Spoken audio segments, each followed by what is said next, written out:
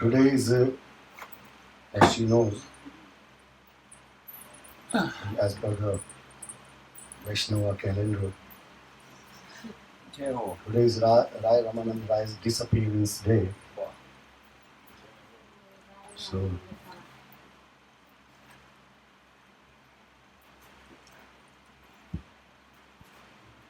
Baba will just put a little bit light on the life of Rai Ramanand Rai, glory of Rai Ramanand Rai Mahasaya.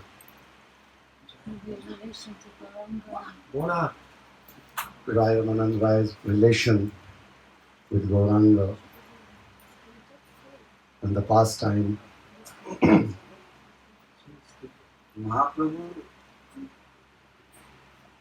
नाम प्रेम प्रचार करने के लिए जब दक्षिण में भ्रमण में गए,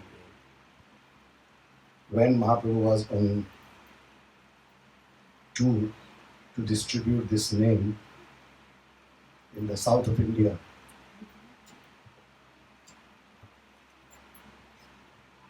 वहाँ एक गोदावरी तीर में तो था राय रामानंद। नृसिंह मंदिर दर्शन करके गोदावरी पार होके राय रामानंद को कृपा करने के लिए, दर्शन करने के लिए, so he had Sriman Mahaprabhu had darshan of Sri Nrsimhadev, and after crossing river Godavari, he reached at the place where Rai Ramanand Rai Mahasaya was there. Actually, went near to Rai Ramanand Rai Mahasaya to give his mercy to him. आज उनकी जन्म दिवस है। हाँ, Today is the disappearance day of Rai Ramanand Mahasaya. तो उनकी कुछ चर्चा होना चाहिए। It is better that we should discuss. राय रामानंद के साथ महाप्रभु मिलन, The meeting with Rai Ramanand Rai of Sriman Mahaprabhu, साध्य निर्णय विचार हुआ था। and after meeting, साध्य साधन निर्णय they both discuss on the sadhan, on the path of spiritual development. So they talked on sadhan, how to do bhajan, and what is the necessary things during development in spiritual life. चैतन्य चरितामृत में है राय रामानंद की कक्षा। This is also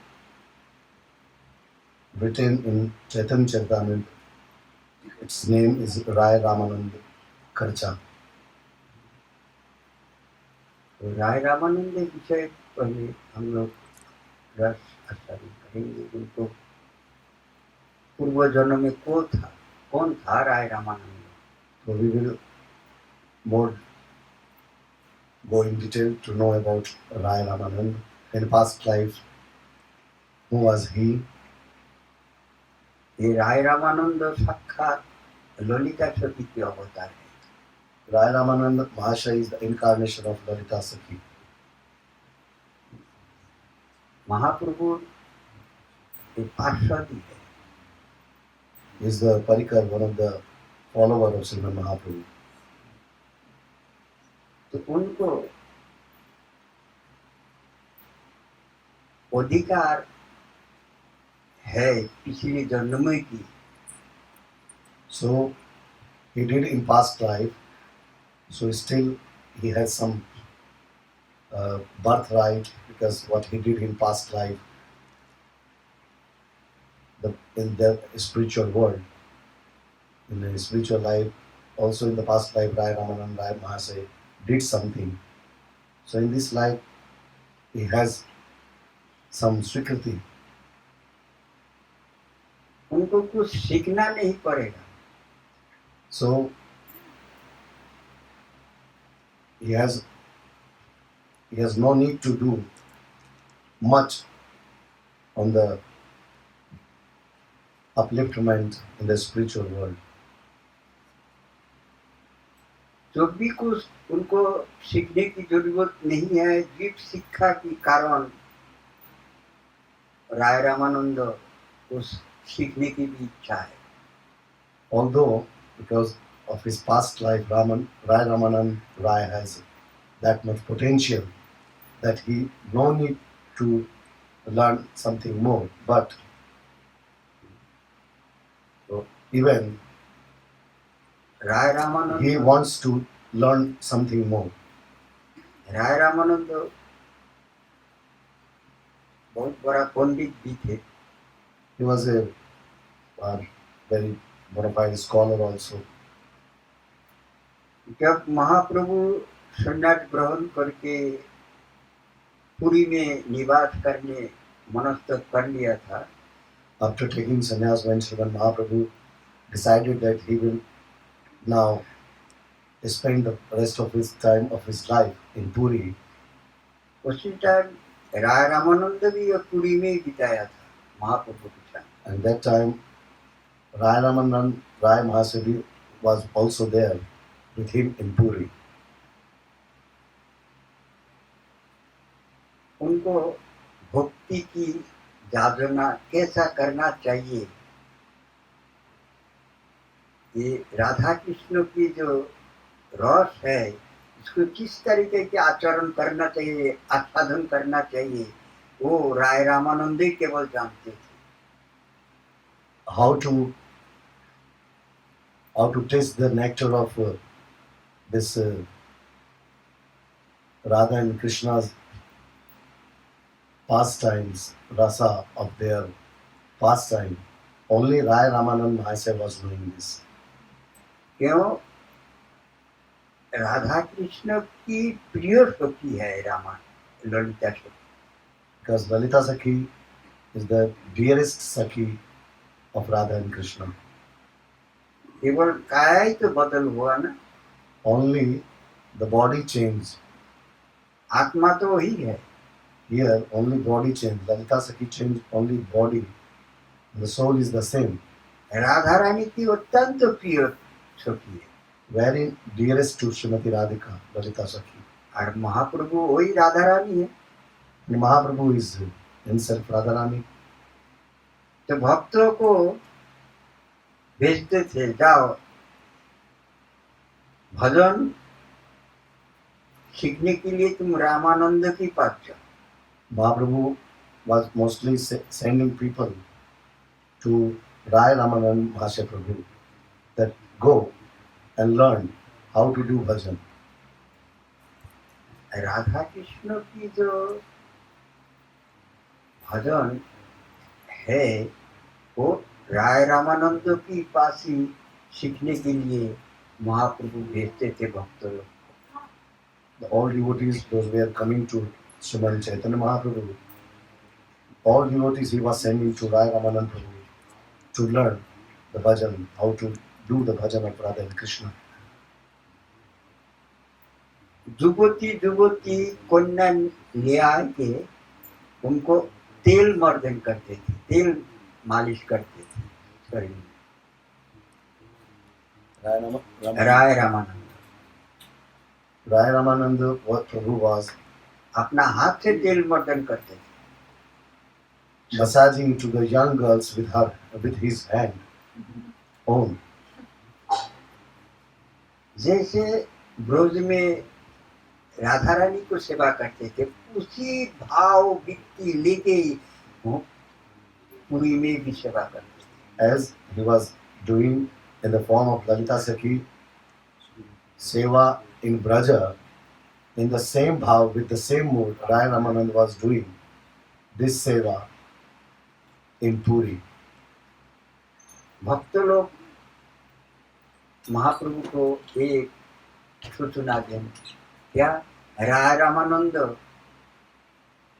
युवती युवती लड़की को ले आए थे, उनको तेल मर्दन करती And the पूरा बदन में। other devotees were coming to Sriman Mahaprabhu and complaining that Raya Ramanand Mahaprabhu Mahasaya is bringing young girls and he's massaging to them. महाप्रभु बोले कहे ये सेवा की अधिकार केवल रामानंद की है और किसी को नहीं। And when they were coming to complain to Mahaprabhu, he was saying to them that this authority, only Rai Ramananda Rai is eligible. He has this authority to do this seva to these young girls. ये बुद्धोति बुद्ध सेवा केवल रामानंद जानती हैं और उन्हीं की अधिकार है। This secret seva, this hidden seva, only Rai Ramananda is knowing, and he is authorized only for this. Radha Rani की जो सेवा है वही भाव लेके वो सेवा करती है। And Rai Ramananda Mahasaya was doing this seva, the same seva what he was doing with Srimati Radhika.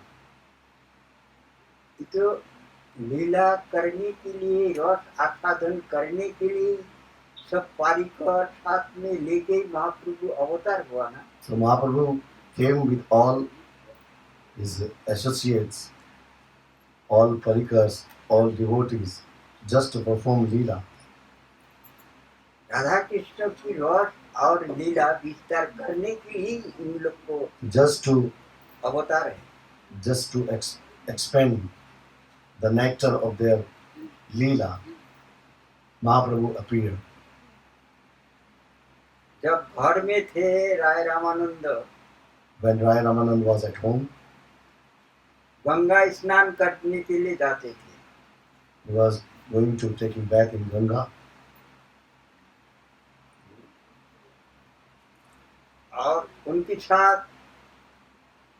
कुछ ब्राह्मण भी जाते थे। and some Brahmins were also accompanying him while going to take bath in Ganga. रोज विधि पूर्वक गोदावरी की स्तुति करके जब स्नान करते थे, पूजा करना, स्तुति करना, उसके बाद अपना नियम Every day, Ramanand Rai Mahasaya was doing the stuti, praying to Mother Godavari, the river, and with all systematically every day, with all methods he was doing first puja, archana of the river, then he was taking bath in Godavari. ये सब विधि मार्ग से करते थे। And this he was doing with this Vidhi Marg. लेकिन भक्ति की रास्ता जो है, प्रेम की जो रास्ता है, विधि मार्ग से ही आते हैं। The way to enter in the prema, on the path of prema, on the path of love, it goes through Vaidhi Bhakti. एक विधि भक्ति से सब भक्तों को भी अर्चना वंदना करना चाहिए। So we also should do all our praying. It should start with Vaidhi Bhakti. वही रास्ता राय रामानंद दिखा रहे हैं। So the same path Rai Ramanand Mahasaya is showing. आचरण करके दिखा रहे हैं। First he is showing how to do for the rest of the people, for the devotees. ये विधि मार्ग किसको कहा जाता है? What is the meaning of Vaidhi Bhakti? कैसे है? What is this way? How? जैसा राधा मोहन जी की सेवा हो The same seva that Radha Mohan seva is going on. विधि मार्ग में This is a Vidhi Marg in Vaidhi Bhakti. रात्रि मंगल आरती रात में होना चाहिए, उसके बाद स्नान होना चाहिए, First Mangalarti, then Snan, उसके बाद सिंगार, then Shringararti. ये विधि मार्ग में आती है। This is Vidhi Marg. और राग मार्ग, And the path of Raga, ये विधि मार्ग जब सेवा करते करते प्रेम भक्ति घनीभूत हो जाती है, when आसक्त हो जाता है when- ठाकुर के प्रति। after ठाकुर doing छोड़ this seva, Vaidhi Bhakti, Vaidhi Seva, when this becomes more and more deep, and then mood develops. Thakur को छोड़ के और कुछ जानते ही नहीं है। Attachment is there, except Radha Mohan once doesn't know any other thing. Radha Mohan पहले सेवा, First, Radha Mohan Seva, when this mood develops, Radha Mohan को सुबह सुबह कुछ देना पड़ेगा। first early morning, first without I am taking or not doesn't matter. First, we have to give something to Radha Mohan. कुछ भी दो, सुबह सुबह राधा Anything. मोहन को कुछ भोग, Anything, any offering in the morning is very important, must. उसके बाद स्नान कराने के बाद ही फिर कुछ देना And then पड़ेगा। after giving back, then again you have to give something. हम जितना बार खाएंगे उतना बार ही उनको देंगे। As many time I am eating, they will also eat. ये राग मार्ग में प्रवेश हो रहा है। Then, like this, it's the entrance in the Rag Marg, on the path of Raga Bhakti. मतलब हमको प्यास लगे तो ठाकुर जी की भी प्यास लगी है, इसलिए हमको लग रहा है। Radha Mohan is thirsty, that's why I am feeling thirsty. So first, water will go to Radha Mohan. Thakur ji को भूख लगी है, इसलिए हमको लगा है। If Radha Mohan is hungry, I am also feeling hungry. That's why I am feeling hungry. पहले राधा मोहन को खिलाना, First, Radha Mohan will eat. बढ़िया बढ़िया चीज खिलाना, As many good things we can offer, as nice, delicious. Radha Mohan आत्मा हो जाएगा। Then Radha Mohan will become, the devotee will become one with Radha Mohan. ये इसको कहा गया आत्मबोध सेवा। This is called Atmavat Seva. एक होता है विधि मार्ग सेवा और आ गया आत्मबोध सेवा। एक राग मार्ग में प्रवेश हो गया। While doing this Vaidhi Bhakti, slowly, these symptoms are to entering in the Raganuga Bhakti. जब आत्मबोध सेवा में आ गया फिर राग मार्ग में प्रवेश हो गया। Atmavat means same, I am what I am feeling, Radha Mohan is feeling. It means this type of seva is Atmavat Seva. It means the entering in Raga, in the path of Raga Bhakti. हम राधा मोहन को छोड़ के एक गिलास पानी भी नहीं पिया। So without offering Radha Mohan, even a glass of water I will not take. ये है तो रामानंद विधि मार्ग से पूजा करते थे गंगा की। गोदावरी का Rai Ramanand Mahasaya was doing all his puja with this Vidhi Marg. बौद्धिक ब्राह्मण साथ में आते थे, The Vedic Brahmins were there with him. वेद पाठ करते करते They were chanting the Veda mantras. ढाक ढोल बजाते बजाते आते। They were going to the river, the bank of river Godavari, while playing the gongs and drums. पूजा अर्चना करके फिर कुटीरा में जाते थे। And after doing all puja, taking bath, they were going back. स्नान करके अपना घर जाते थे। उन नित्य नियम थे। This was everyday duties. और गोदावरी तीर में महाप्रभु के साथ मिलन। So while he was going every day, so Mahaprabhu and Rai Ramanand Mahasaya met like this. वहाँ महाप्रभु जानते हैं जे गोदावरी में आके स्नान करेंगे, इसलिए महाप्रभु स्नान करके गोदावरी तट में बैठे हैं। Mahaprabhu was knowing everything that रेत में Ramanand Mahasaya is every day is coming. Every day he is coming to take bath in this river. So Mahaprabhu also after taking bath he was sitting in the sand of Godavari river. बैठा है, इतना में राय रामानंद आते हैं। Mahaprabhu was just waiting over there, and स्नान करने के बाद in between Rai Ramanand Mahasaya comes. And after taking bath, महाप्रभु दूर में बैठ के सब कुछ दर्शन किए हैं और अपना प्रभाव विस्तार किया। the Mahaprabhu was watching everything. He was watching to Rai Ramanand Mahasaya, he's taking bath and everything what he was doing with Vedic style. And then he started to expand his effect, influence towards Rai Ramanand Mahasaya. सन्यासी दर्शन करने के लिए राय रामानंद उनके पास जाते हैं। And when Rai Ramanand Mahasaya saw, he एवं came near to Srimad Mahaprabhu. एवं महाप्रभु की इच्छा थे, And it was the desire of Mahaprabhu. महाप्रभु मिलने के लिए आए थे। And Mahaprabhu was he decided to meet Ramanand Rai already. वहाँ उन लोग को परिचय होती है। And like this, they met first time and introduced each other. इतना में एक ब्राह्मण आके महाप्रभु को न्योता दे के ले जाते हैं।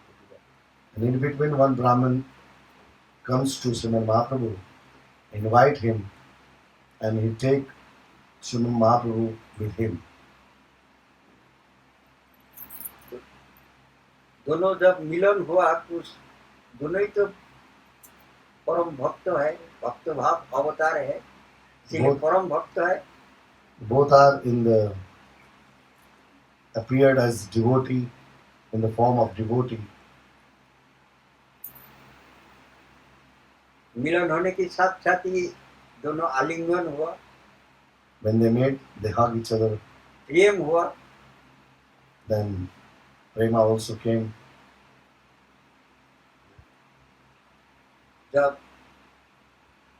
दोनों अपना अपना तरफ गए तो जाने की वक्त राय रामानंद को कह रहे महाप्रभु, यही दर्शन हमको पूरा नहीं हुआ तुमको। And when, after meeting, when they were going their own places, then Srimad Mahaprabhu saying to Rai Ramananda Mahasaya that still the darshan is not complete.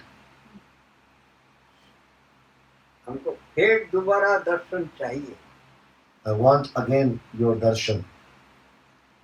राय रामानंद भी यही कहा The और same, महाप्रभु भी यही कहा। the same thing they said to both to each other. राय रामानंद चला गया और शाम को टाइम आए के राय रामानंद महाप्रभु के साथ बैठ के प्रेम अलग। That time they gone to their respective place, but in the evening, Rai Ramananda Prabhu came to Srimad Mahaprabhu, and they sat down there and they starting talking on the भक्ति जाजन, सांसारिक धर्म कैसे जाजन करना चाहिए, सांसारिक माध्यम से how to perform this material duty, and while performing this material duty, how we can do the bhajan and sadhan, how we can develop in spiritual practice. स्वधर्म आचरणे विष्णु भक्ति है। ये स्वधर्म क्या है? What is sadharma acharan? महाप्रभु प्रश्न करती हैं और राय रामानंद उसको जवाब देती है। Mahaprabhu is questioning, and Rai Ramananda Mahasaya is answering. स्वधर्म हर जीव की एक धर्म है, गृहस्थी आश्रम की एक धर्म होती है। Each and every jiva has their particular duty. In Grihastha, they have their duty. गृहस्थ आश्रम की धर्म ठीक ढंग से 100 वर्ष तक, If anyone 100 जन्म तक, 100 वर्ष नहीं 100 जन्म तक अगर गृहस्थी आश्रम धर्म निभाए तो वो सूर्यलोक में बात होती है। if someone for 100 lives following precisely the virtues of Grihastha ashram, then he is able to have a place in Surya Loka. in the world of sun, in the kingdom of sun. फिर इसी तरीके की धीरे धीरे भक्ति जागरण की रास्ता में आती है। Then slowly talking कर्म about कृष्ण अर्पण है। slowly talking on different aspects and topics. They come on the topic of our कर्म devotion, कृष्ण अर्पण bhakti. एहो है महाप्रभु। फिर कहा कृष्ण अर्पण की जब बात है बोले एहो है आगे कहो। That in the path of devotee, whatever we do, our all karma should be offered in the feet of Krishna. हर जीव की, हर संसारी हो, चाहे गृहस्थी हो, चाहे तेगी हो, कोई भी हो, हर जीव की नियम है। Each and every jiva has a precise duty and some rules and regulation. Either he is grihasthashram or detached sadhu or sannyasi. ये सबकी नियम है यही। They have some their जो कुछ करे केवल भगवत सुख के लिए किया जाए और भगवत सुख के निमित्त ही किया जाए। but whatever performing their different duties, whatever they do for the happiness of Krishna. आत्म सुख प्रीतिवांछा धरे काम नाम, कृष्ण सुख प्रीतिवांछा कर्म धरे प्रेम नाम। जो भगवत निमित्त जो कर्म किया जाती है और उनको संकल्प किया जाती है, तो फिर कोई भी कर्म हो उसमें से प्रेम उत्पन्न हो जाता है। Whatever is someone is doing, whatever he is doing, but having this kind of promise that whatever I am doing, this I am not doing for myself, I am doing for Krishna, and he is offering in the lotus feet of Krishna.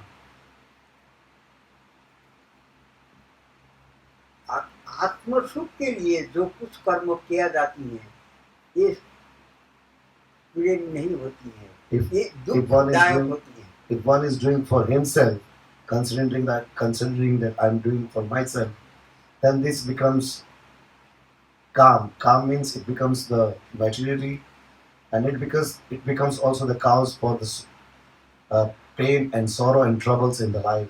But when it becomes for Krishna and offered in the lotus feet of Krishna, then its name change, it becomes prema. ये हर जीव की धर्म है। This is the dharma, virtue of all jiva.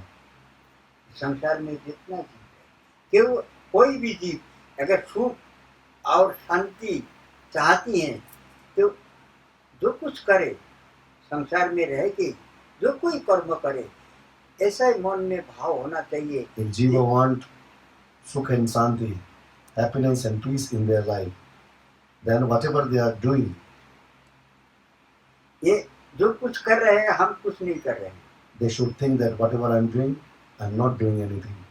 ना ये संसार हमारी है, This world is not mine, ना हम कर रहे हैं।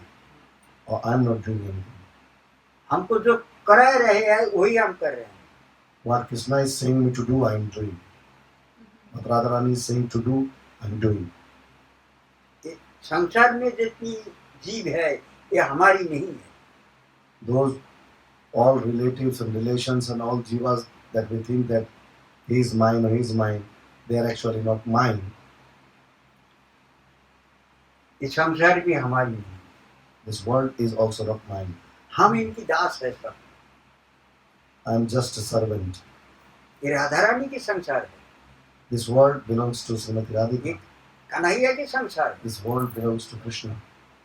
हमारा कुछ भी नहीं है, हमारा हम भी नहीं है। There is nothing, not a single thing in this world is mine. Even myself, my body is not mine.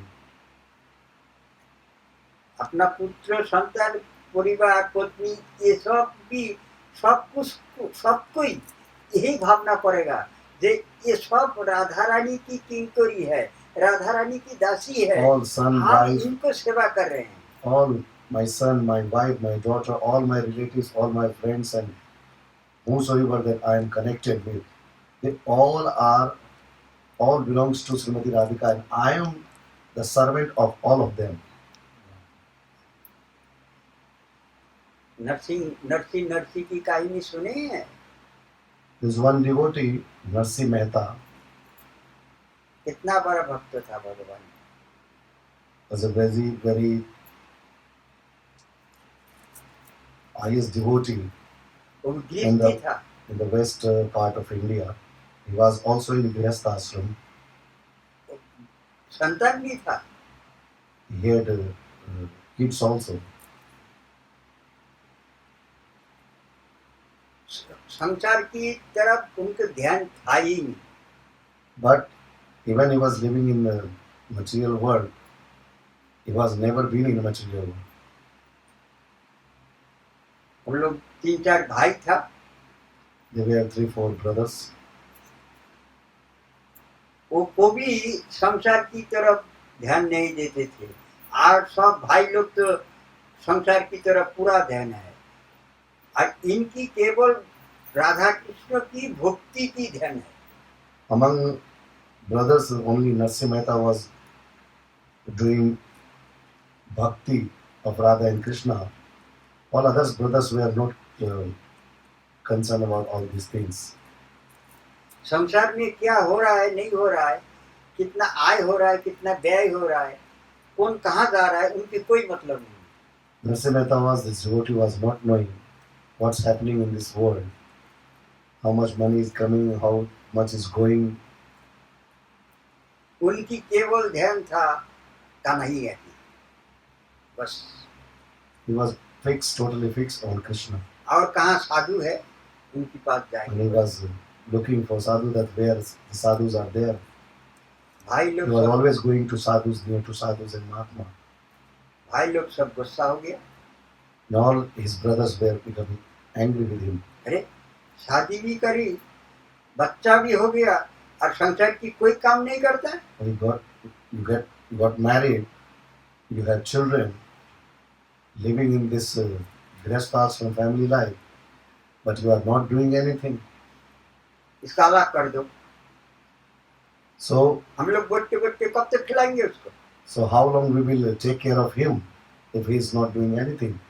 So separate him from the family. अलग कर दिया, And his brothers separated him from family. उनको मन में और आनंद हुआ। Now when the brothers separated him, he became more happy. अब तो कोई कहने वाला नहीं है, कोई भैया Now पूछेगा नहीं my brothers separated him. जो तुम now- कहाँ गए थे। Now not any brother will ask me that where I have been. अब खुल के भक्ति करने लग गया। Now his bhakti become more deeper. अब पत्नी को भी कभी कहते थे Sometime wife was saying, कि देखो हम लोग को संसार कैसे चलेगा, अब लड़की भी जवान होए आई है, इसकी भी शादी देना पड़ेगा। then sometime wife was saying that how life will run. Now you see the daughter is also young and ready to get married. Kanhaiya ही करेगा। But he was saying simply that all Krishna will do. एक दिन उनको लड़की के लिए आदमी आ गया देखने के लिए, And one day some came for his daughter to marry. तो जो लोग आए हैं देखने के लिए, उनको बैठने देने के लिए जगह नहीं है। So the Narsi Mehta, his devotee, he doesn't have anything. That the guest came and he gave them something to sit down. एक फूस की तो झुपड़ी है, उसमें से 50 जगह में छेद है, कमरा में लेटे लेटे ही सूर्य को दर्शन हो जाता है, चंद्रमा की दर्शन हो जाता So है। he has one hut and made out of straw, and even in this hut many holes are there. From inside of this hut he is able to see the moon and sun. and the lights always coming inside. लेकिन अपना धर्म नहीं छोड़ा। But the way what he was following, he didn't give up. अब देखने आए हैं लड़की को तो उनके साथ बातचीत करना चाहिए, कुछ खिलाना चाहिए। Now, if someone came to see his daughter to marry, so guest came, so he should give something to eat them and welcome them and sitting with them and should talk with them. बैठने की तो जगह है ही नहीं। So there is no sitting place. अब उनको तो क्या खिलाएगा, उस बोथुआ साग तोड़ के लिए आया खेत से। And even he doesn't have anything to offer them. So he just went out and some sack, green leafy vegetable was there. He just plucked them and came. पत्नी को दिया, बोले इसको उबाल के दो। And he gave to his wife and said, just boil it and give them. Thakur ji देखा ये तो हमारे ऊपर सब कुछ छोड़ दिया। And Krishna, Radhamohan was watching that he left everything on me. अब इनको ये बोथुआ साग खिलाएगा। He's totally dependent on me, or now he is going to offer them this green leafy leaves only. Thakur ji आ गए खुद। And they appeared themselves. सोने की थाली में 56 भोग लेके पहुंच गए। And they came in the one golden plate with all these 56 delights. लोटा भी सोने की है, गिलास भी, कटोरी भी, थाली भी। Everything, the plate, glass, and the big pot with full of water, and the small pots with the different delicious dishes, all were made of gold. आया नरसी के रूप धारण करके आया। And he came in front of them in the form of Narsi Bhagat, his devotee. धोती फट रही है, कुर्ता भी तो फट रही है ही नहीं कुर्ता, एक किसी तरीके की है, सब जगह में फट रही है। All dhoti is torn, the kurta and everything is torn at many places. Nothing is there. ले भगत जी उस भोजन ग्रहण कर। And then Krishna himself took the form of Narsi Bhagat, his devotee, and he came in front of the guest and said, "Oh, just have it, accept it." वो उस time नियम था, नाव आते थे, नाव उसमें ब्राह्मण ना No, Brahman and Muslim. आते Mostly, देखने के लिए कौन आते थे? mostly Brahmins were coming with some people to see the girl if they have some boy to get married. वो देख के तो अवाक हो गया, बैठने की जगह नहीं है, सोने की थाली, सोने की कटोरा और 56 भोग। Then they were surprised that they don't have any place to sit properly. How it is possible the golden plate, golden these katoris and glass and everything, the pot of water is made out of gold? How possible? And 56 preparation. Everything. इनको कहाँ से मिला? From where they got it? बोले खाइए पंडित, जल्दी जल्दी खाइए, हम बस और वो- काम है। Finish it quickly. I have many other things to do. ये 56 भोग है, दिव्य प्रसाद है।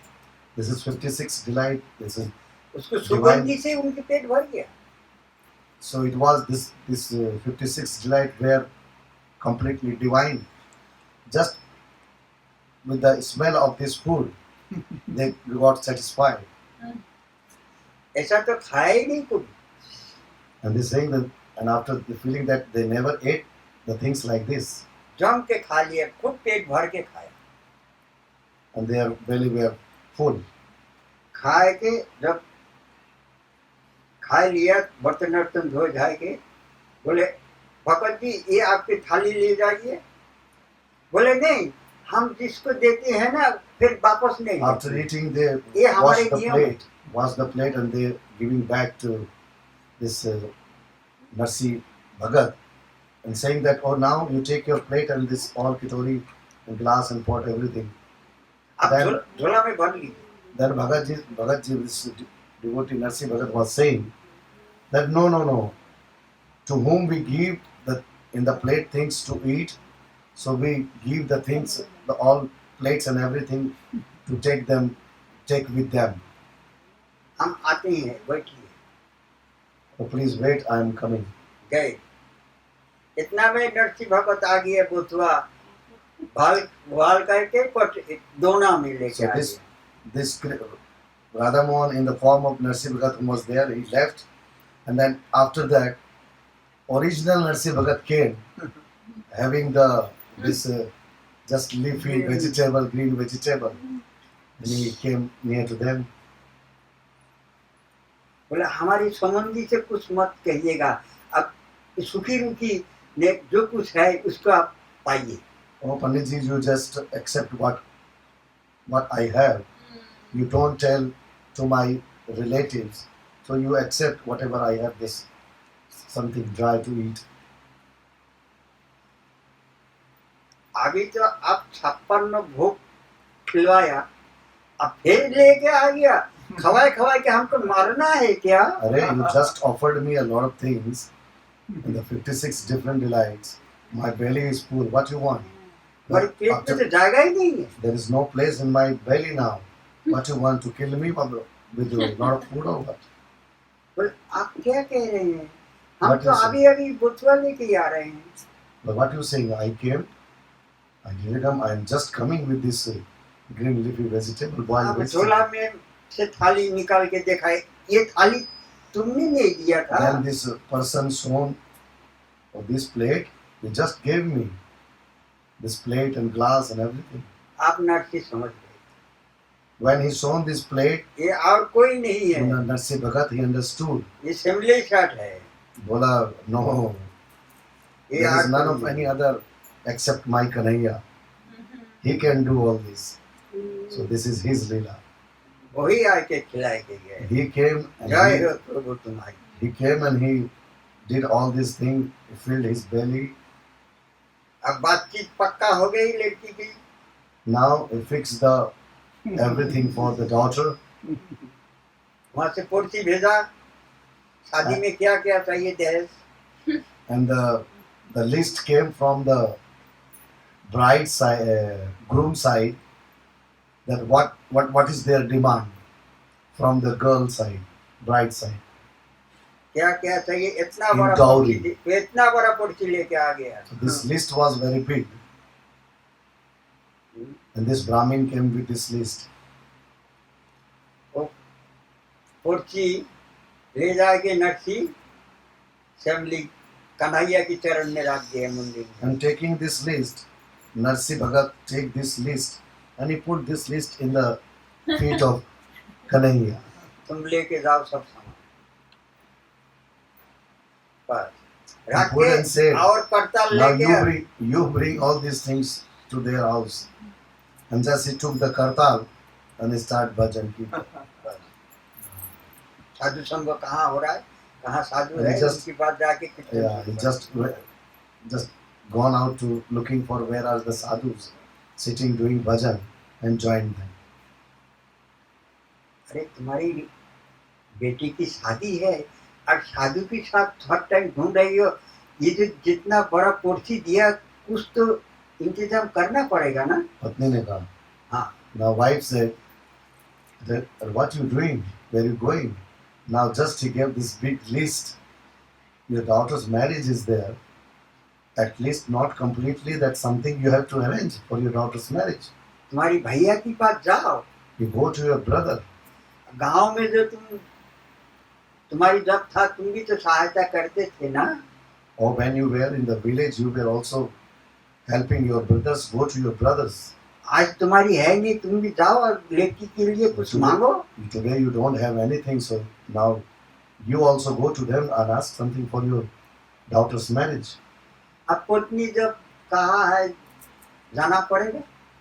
So just to keep the words of wife, we listened, they say, okay. Now we thought that I have to go. भैया के पास गए, मना कर दिया. He went to his brother, but they denied. एक सेठ के पास गए, वो भी मना कर दिया। He went to one big business person of the village. He also said no. कोई एक पैसा देने के लिए तैयार नहीं है। Not a single person was ready to give a single penny. अब शादी की दिन तय हो गया है, Now the day of the marriage is fixed, अब शादी में जाना पड़ेगा। and so everything need to be arranged. तो वो साधु मंडली ले लिया साथ में, वो साधु लोग ले लिया। But Narsi Bhagat, what he did, that he took some sadhu with him to go to the groom's house, और पहुंच गया शादी में। and he reached in the marriage. अब जितनी सामान लिखा था हाँ उससे दुगुना ले जाके हाजिर हो गया नरसी जाने की पहले।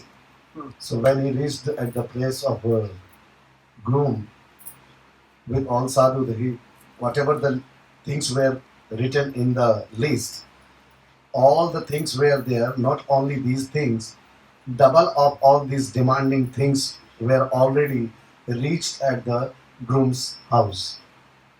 इतना सामान दिया, इतना अलंकार दिया जे कभी वो सेठ देखा ही नहीं है। So many things were there, and so many jewelries and everything was double, means it was plenty that these groom's family never seen in their life. वो केवल उन संबंधी की परिवार को नहीं, पूरा गांव को दिया। And not only to the groom's family, these things were full of for the whole village from the groom's side. Narsi की तो कुछ मालूम ही नहीं है। Narsi Bhagat is not knowing anything that what's वो happening. तो साधु लेके एक जगह में जाके कीर्तन शुरू कर And he दिया। just came with some sadhus and sat down and started kirtan. और असेंबली सेट जाके सब पहुंचा दिया नरसी की रूप धारण करके।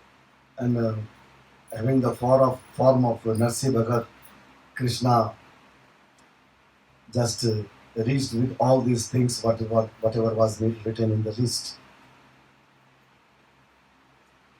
इतना दान किया पूरा गांव वाले को, जो वो गांव वाला को भी ऐसा दानी मिला ही नहीं। So many things were there, and the groom side started to give to the all village people, and he gave them so many gifts to the village people that even the village people never seen in their life. Kuber को बुला लिया कन्हैया ने। Krishna called Kuber, देव जितना चाहिए इन लोग। give them as many they want. ये नरसी की काम है क्या? This was not the job of Narsi Bhagat. Narsi के पास तो एक पैसा भी नहीं है, एक कपड़ा भी He नहीं है। doesn't have a single penny, not a piece of cloth. ये किसकी काम हुआ? Who did all this? भगवान की काम हुआ ना। Bhagavan did. लेकिन नरसी की क्या है जब भगवान को ऐसा आना पड़ा और खुद करना पड़ा? What Narsi did, so the Krishna himself need to come, विश्वास। and he did all this. The one thing was there with Narsi, he has a strong belief भगवान के प्रति विश्वास, towards his Ishtadev, towards his Bhagavan. शरणागत, He was totally surrendered, भक्ति। devotion. केवल शरणागत होके ठाकुर जी की चरण में पड़े रहना है, यही जीव की कर्म है। So totally surrendered in the lotus feet of Radha Mohan is the highest karma, highest duty of Jiva. जीव की कर्म ही है यही उत्तम कर्म। This is the highest karma of Jiva. बस साधु संग करो, कीर्तन करो, अपना आप संभाल लेंगे Kanhaiya. associate with the sadhus, do kirtan, do bhajan, automatically he will take care of everything. वही ये राय रामानंद की कर्तव्य में भी है। This is also the जो same कुछ thing. किया जाए Same thing is in Rai Ramananda. Krishna culture. समर्पण करना चाहिए जी। Whatever we do for Krishna, and after doing, just offered in the feet. Last में महाप्रभु खाली पूछते जाते थे और आगे क्या है, आगे आगे। लास्ट में क्या हुआ? Mahaprabhu was just asking, oh, now what after this, after this, after this, and finally, राष्ट्र में जाके अंतिम श्लोक लगाया। and then finally, shloka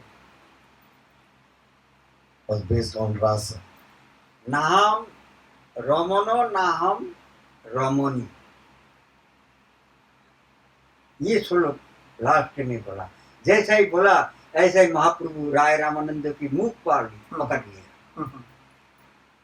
But this shloka Rai Ramanand said, so as soon as he spoke out this shloka, Sriman Mahaprabhu just put his hand on the mouth of Rai Ramanand Maharshi.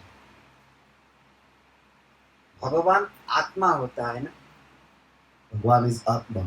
ये हर जीव के अंदर है। In the soul form, he is everywhere in all jiva. आत्मा ना पुरुष होती है ना लेडीज होती है, There is no gender for soul. It is not masculine or feminine. इसीलिए इनको हमारा प्राण गोपाल गोस्वामी इन्होंने एक किताब लिखा है वस्तु। So वस्तु On this- विद्या से आशीर्वाद नमस्कार। Pran Gopal विशेष Goswami व्याख्या wrote करें। one book. He just wrote one book, Vastu. ये आत्मा एक वस्तु है। The soul is a Vastu. Vastu means things.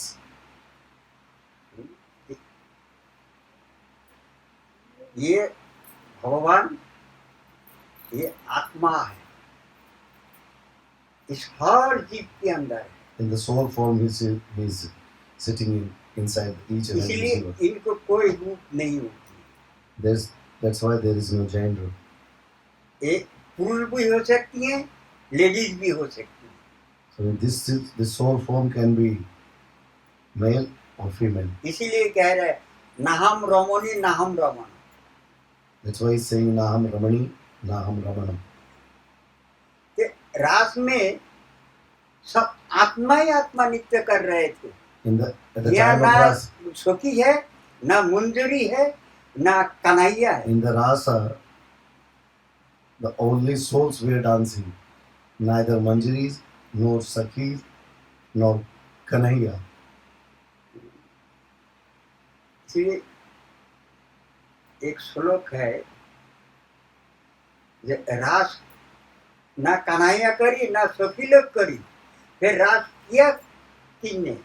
Then कौन किया ये then रास? question is there, the Rasa, neither Sakhis or nor Kanhaiya did. Then who did this Rasa dance? रास भगवान ही किया। So Ras, Bhagwan performed. भगवान से हर आत्मा की उत्पन्न हुआ है। So the origin place of each and every soul is Bhagavan. ये जहाँ से आत्मा आया है हमारी, ये वहाँ पहुँचने की बात ही उनको शांति मिलेगा और आनंद अनुभव। This soul came from him, and after reaching to him, this soul will get peace and happiness. यही जीव की मूल उद्देश्य होना चाहिए। This should be the main motto of Jiva. सबसे श्रेष्ठ कर्म है ये। And this is the highest karma. बोलो राधा गोविंद गोविंद महाराज की जय, साधु महाराज की जय, राय रामानंद की जय, महाप्रभु की जय। जय जय श्री राम, जय गौर हरि बोल। जय भक्तों की जय।